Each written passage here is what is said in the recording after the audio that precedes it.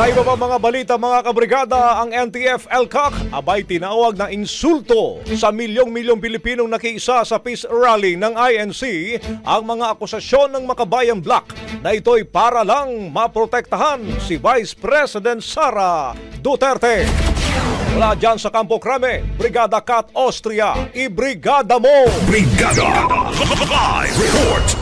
Mariing kinundina ng National Task Force to End Local Communist Armed Conflict ang mga pahayag ni ACT Teachers Party List Representative Franz Castro at ng Makabayan Black kaugnay ng peace rally na inorganisa ng Iglesia ni Cristo nitong Lunes.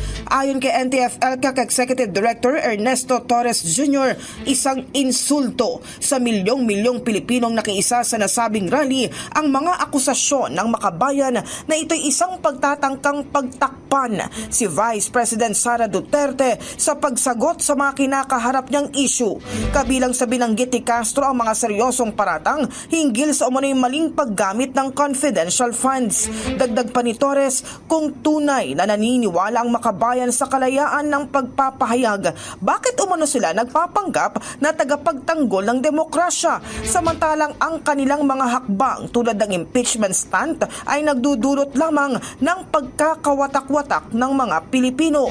Sinabi rin ni Torres na ang peace rally ay tagumpay na hindi kailanman narating ng Makabayan Black. Patunay anya ito na nawawala na ang suporta ng masa sa grupo.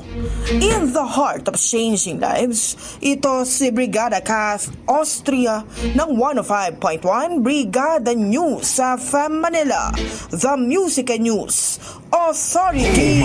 Ang bahaging ito ay hatid sa atin ng Guard C Plus with Zinc Capsule. Always protektado ang kalusugan.